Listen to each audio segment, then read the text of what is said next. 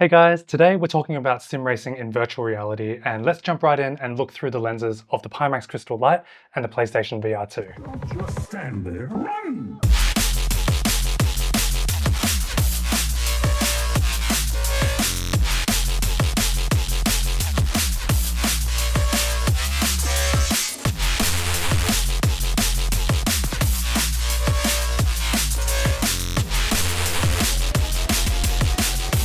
Don't just stand there, run! I tested both the Pimax Crystal Light and the PlayStation VR2 on my own PC here, but it is a little bit underpowered with its 3070 GPU. My friends at Racecraft were kind enough to book me some seat time on their rigs, and with their 5070s, I was able to push both headsets much harder. You're looking at footage taken from a GoPro camera peeking through the lenses of each VR headset, and the video doesn't quite capture the entire experience of looking through one of these with your own eyeballs, but the differences in the video taken from each headset I believe match up pretty well to my impressions of these two VR units. Today I'm only talking about graphics and image quality. If you want to know more about things like comfort and value for money, leave a comment below and a follow-up video may be in the works. By the way, I bought and own the PlayStation VR2, but the Crystal Light was sent to me by Pimax for assessment, and there are affiliate links in the description if you want to use them to buy Pimax gear. To see how the headsets respond to different resolutions, here are 7 test shots rendered with vertical resolutions from 1500 up to 4500, and it's a lot to take when it's in motion, but if you look at the still images, you can see that for the PSVR2, as you increase the render resolution, the image does get better.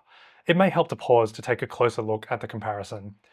There is a big jump in image quality once you reach 2500 vertical pixels, and things do get better above that, but not as dramatically. It's exactly the same for the Crystal Light. It does keep getting better with more resolution, but the most drastic improvement is at 2500 vertical pixels. What's interesting though, is when you compare the PSVR2 and the Crystal Light really blows the PSVR2 out of the water when it comes to image quality. When the resolutions match, there is never a doubt the Pimax Crystal Light looks clearer. Let's take a closer look. We're looking at both headsets running pretty much bare minimum resolution at 1500 vertical pixels. I don't recommend this, but it's a good starting point. It's blurry, there's not much definition anywhere, and the breaks in the power lines give away the super low resolution. Both headsets can't shine at such low resolution. Let's switch both headsets to 2500 vertical pixels, which you'll remember is roughly the cutoff where image quality jumps significantly and starts looking pretty good. There's nice improvement in both headsets. You can see the power lines are almost in one piece again, but pretty clearly the Crystal Light is taking the lead here. Bumping up to 4500 vertical pixels, this is a heavy GPU workload, and the Crystal Light looks nice and sharp here, but remember, it looked pretty good at 2500 anyway. The PSVR2 still looks a little blurry, and it's pretty clear that even when pumped with huge resolutions, the PSVR2 will never match the Crystal Light for sharpness. Let's handicap the Pimax back to 2500 and compare against the PSVR2 at 4500. Feel free to pause anywhere along this section, and you'd never know the PSVR2 was running at 3 times the resolution since the Pimax is so much clearer. I also want to point out that the blacks on the Crystal Light are richer and deeper, which you can see inside the cockpit and also the tyres. I see lots of comments about the PSVR2 having great blacks due to the OLED screen, but in my experience, the Crystal Light beats the PSVR2 in every image quality metric. If you've used a PSVR2, you may argue that it doesn't look as bad as in the examples shown so far. And that's right, because filming with a GoPro through the lens doesn't do a great job recreating the VR experience. The video does make the VR display look worse than it is, but you have to remember, it makes the Pimax look worse as well. I'm not saying that this is what the view looks like through each headset, but the differences in the video do show the differences pretty well. I'll put a few more scenarios up now so you can see how the headsets look when pretty much maxed out with 4000 vertical pixels of resolution. There's no real surprises here after what we've looked at so far, so feel free to skip to the next section.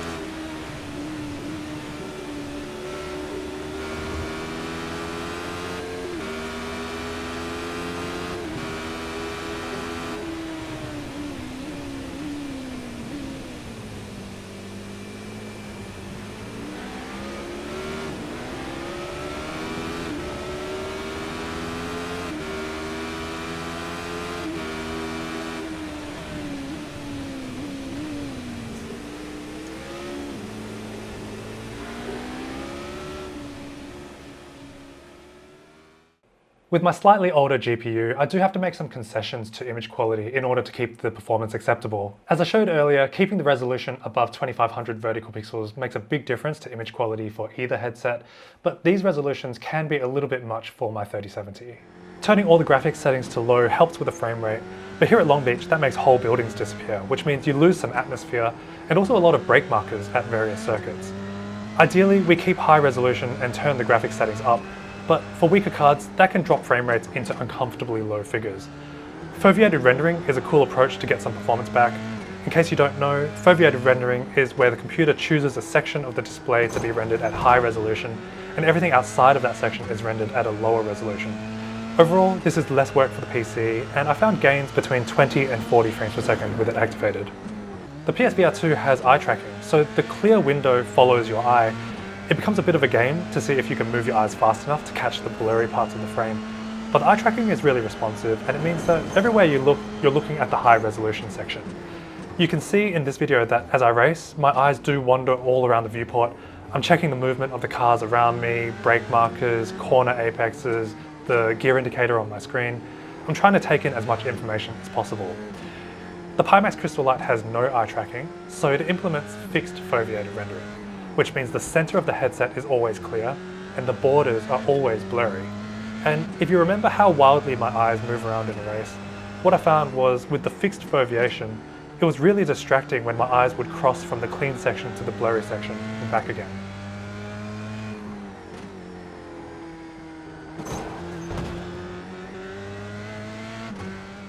I'm not sure about other types of games, but for racing, I found that my eyes crossed the boundary a few too many times and it was really distracting. And my preference with the Crystal Light was to render the entire frame in the consistent resolution, so I would disable the foveated rendering, and to keep the frame rates high enough, I would either reduce the settings or reduce the resolution a little bit. And you'll remember that in the image comparison, the Crystal Light looks a lot clearer than the PSVR2 at the lower resolutions anyways. So I don't think you lose too much with that approach with the Crystal Light. I found that the biggest weakness with the PSVR2 was reading text, so things like black box controls, text chat, and also virtual desktop. Because of the lack of sharpness, it takes a lot of effort and work to read on the PSVR2, but when you look at the Pimax, it's basically as clear as a monitor display, and you can easily read a novel at this level of sharpness. You can also see these concentric ring artifacts related to the PSVR2's lenses. I never noticed these while wearing the headset, but the GoPro picks it up, and if you go back in the video, you'll see it sometimes in racing situations as well.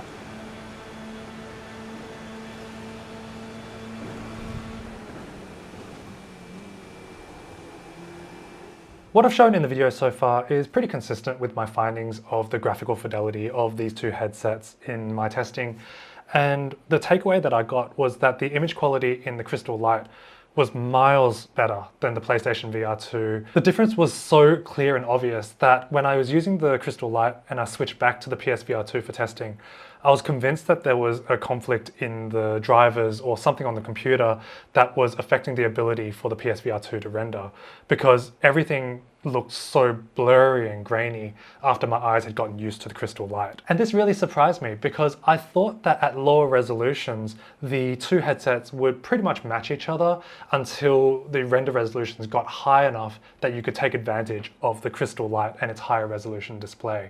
But no, I was wrong. At pretty much any resolution, the Crystal Light does outperform the PlayStation VR2 by quite some margin.